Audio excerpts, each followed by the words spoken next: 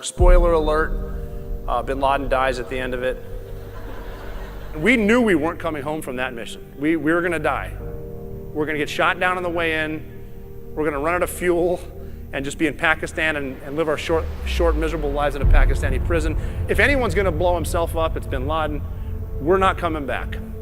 The guy that ended up in the point man position taking me up the stairs to Bin Laden's bedroom, he pulled me aside before we left and he said, "Don't take this the wrong way, I'm going. But if we know we're gonna die, why are we going?" Which is just legit. He wanted to say it out loud, and I said, that's a good point. We are not going for fame, and we are not going for bravado. We are going for the single mom who dropped her kids off at elementary school on a Tuesday morning, and then 45 minutes later, she jumped to her death out of a skyscraper. Because that was a better alternative than burning alive, because it's 2,500 degrees inside. And her last gesture of human decency was to hold her skirt down so nobody could see her underwear as she committed suicide. And she didn't want to do any of that. She wasn't supposed to be in the fight. We're supposed to fight. That's why we're going. We were a week and a half into planning that big mission. We had some of the best minds planning the mission to kill Bin Laden, and we rehearsed the perfect plan over and over and over every day with real helicopters on a real training site, 14 hours a day, and then afterwards we talk about it around a table with a replica. And one night, the boss said, "All right, guys, what's the worst thing that could happen?" And the youngest guy in the room said, "Well, hey, the helicopter could crash in the front yard." He's like, "What? I mean, can we talk about that for 20 seconds? And that happened. But we were able to take a potentially catastrophic event and turn it into something great because of our preparation. No matter what, we never quit. People will be so close to a goal, 95% of the way there, and have a bad day and then throw their hands, or a series of bad days. That's it, I quit, I'm done, You are not having a bad life, you're having a bad day.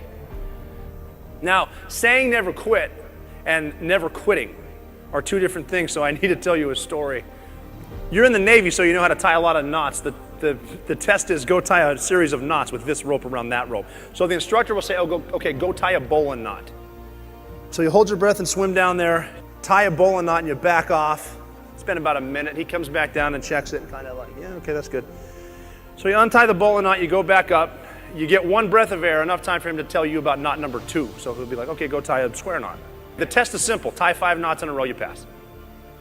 Now they give you a certain amount of attempts at each test, but a friend of mine named John was on his last attempt. If he doesn't do all 5 right now, they're gonna kick him out today. He'll never be a SEAL. Lifelong dream, that's a lot of pressure.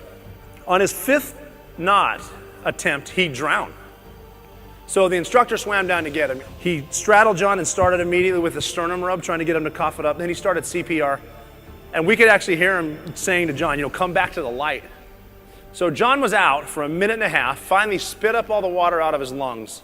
And the first words out of his mouth were, "Did I pass?" So the instructor kind of sat back on him, and he's getting his color back too, because he gets to keep his job. And he goes, "Yeah, man, you passed." And John goes, "Thank God, I finally got the 5th knot." And the instructor said, "Well, no, you didn't. Look, I'm in a good mood right now, so I'm going to let you in on a secret. I don't care how many knots you know how to tie. That is not part of the curriculum to become a Navy SEAL. My job simply is to see how far you'll push yourself. You just killed yourself. You passed the goddamn test. Good job." So, when you feel like quitting, which you will, don't quit right now. Quit tomorrow. Wake up in the morning on time and make your bed the right way, then brush your teeth. Little victories.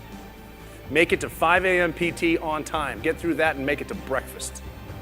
After breakfast, concentrate on getting to lunch. After lunch, make it to dinner.